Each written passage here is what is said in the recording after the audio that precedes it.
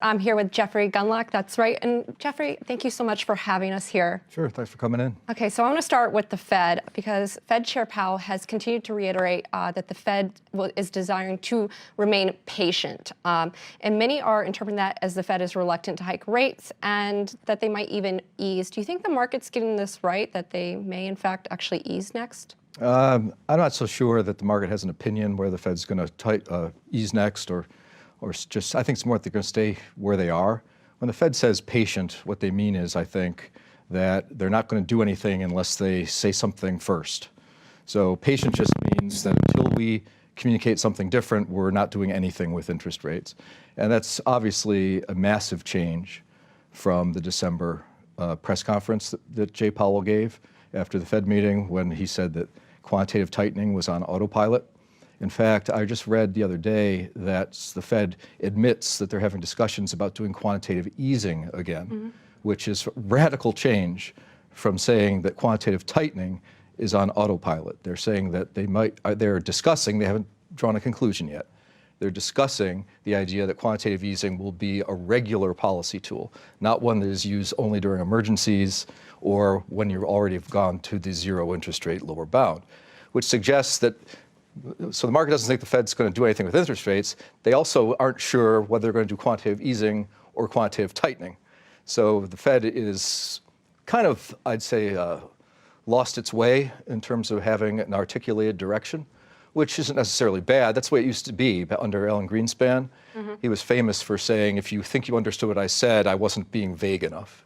Right. So, well, a lot certainly has changed, as you mentioned, and you're someone who's known as someone who always looks at risk. You look at various risks. So I'm curious, what is on your radar right now? What are you focused on? Well, I think the biggest risk, and it may not materialize for a little while longer, is that when the next recession comes, there's going to be a lot of turmoil because the corporate bond market is extraordinarily leveraged. The ratings of the corporate bond market are very low. There's a study by Morgan Stanley Research that said that if you use leverage ratios alone, and there are other variables that the rating agencies use, but one of the most important, of course, is leverage ratios of a corporation. And if you use leverage ratios alone, that 45% of the investment grade bond market would be rated junk right now. So if there's a recession, obviously these ratings will have to be lowered. For now, the rating agencies are listening with sympathetic ears to reassuring statements by some large corporations that they're aware that their leverage ratios are kind of high, but they plan on addressing that sometime in the next few years. If there's a recession, it's obvious that the leverage ratios will not be addressed and the ratings will have to go. So that's a really big risk. Also, during the next recession, we're going to have an extraordinary national debt problem because the national debt is growing at a very rapid rate already.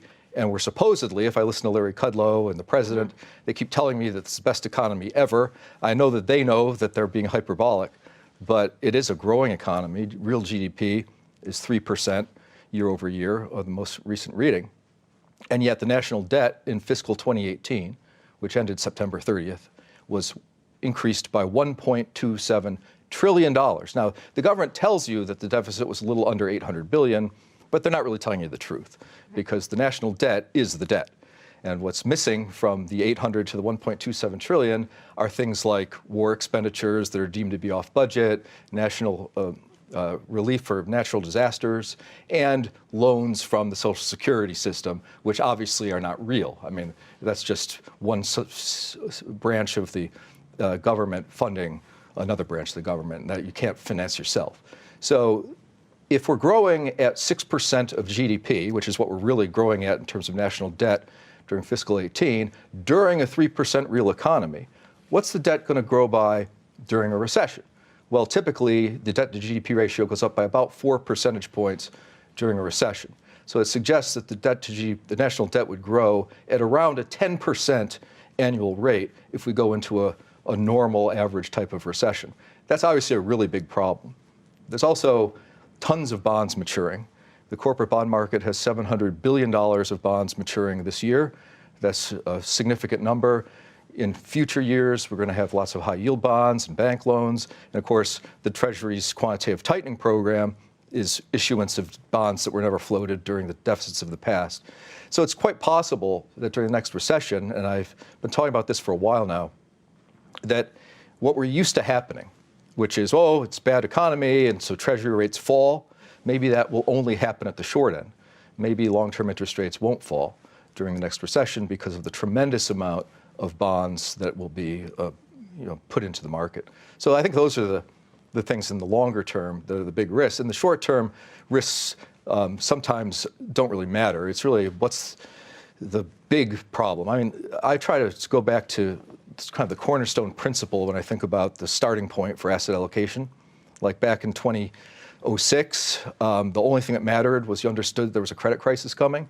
I think this time, the only thing that really matters is this problem with the corporate bond market and the national debt issue when the next recession comes. And that's really going to trump any kind of short-term movements. So the real key, I think, is to think about that looming problem on the horizon with the next recession. I think we're going to get a question in from New York real quick. Hey, Julia, thanks so much. It's Jen Rogers. Jeffrey, I lost count of how many times you said the next recession, which brings me to the question of when do you see the next recession coming? Are there any signals that you're looking at that are scaring you? A little bit more than it was a year ago. What was really interesting about entering 2018 was that there was this narrative of a synchronized global expansion. That was true. Everything was really flashing green lights for the economy entering 2018. And yet what's interesting about that, when things are flashing green light, most people don't understand that it means it's kind of the end of the game for risk assets. The global stock market peaked January 26th of 2018. U.S. hung on until October, but the global stock market peaked January 26th of 2018. Entering 2019, there was a narrative developing that is also true of some synchronized global slowdown. Yet the indicators that we look at for a recession are not even flashing fully yellow yet. It's more of a yellowish green right now. We look at things like the leading economic indicators, kind of the granddaddy of them all, that's put out by the Conference Bureau. That year over year always has gone negative before the front end of a recession. And while it's weakening from a very high level, it's still pretty high at around 5% year over year. And the stock market being up in the last couple of months means that probably the leading indicators will hang in there. What is signaling recession a little bit more are sentiment surveys. The PMI surveys typically collapse in a very observable way before the front end of a recession comes. They are collapsing sort of right now, but they're still at high levels. Consumer sentiment, same sort of a thing. Unemployment rate is starting to flash yellow a little bit. Unemployment claims that are reported every Thursday have bottomed out and appear to be in a rising trend. And the unemployment rate now is above its 12-month moving average, the unemployment rate. And that's a necessary condition to be talking about potential recession. What would really be a major indicator would be if the unemployment rate would go above its 36-month moving average, which right now rests at 4.3%. Unemployment rate right now is at 4.0, so it's not terribly far away from that moving average. But we have to watch that very carefully, because if that cracks above, then I think we would say that we're starting to flash yellow for recession. Another indicator that's very important are junk bond spreads. Junk bond spreads before the last two recessions really blew out by several hundred basis points before the front end of the recession came. We had a scare on that during December, just like the stock market went down 20% plus in most of the indices. But the rebound has been all the way back to the breakdown point. So high yield spreads are starting to look a little less scary. So to look for a recession in the very near term, I think you have to look very hard and look with a jaundiced eye. I think right now it's too early to say that we have the necessary conditions in place for a recession on the foreseeable horizon, which is good news, but the bad part of that news is the foreseeable horizon is typically no longer than 6 months, usually more like 4 to 6 months. So for now, that seems to be okay. Also, lastly, the yield curve that got a lot of play, the 2s, 10s yield curve is about 17 basis points. That's pretty low. That's a little bit of a concern. And there is no yield curve at all from basically LIBOR out to the 5-year Treasury. You're all at about 2.5%. That suggests that the market is looking for no movement from the Fed, frankly, for years to come. I'm sure that won't be the case, but that's the message from the mathematics of the yield curve right now.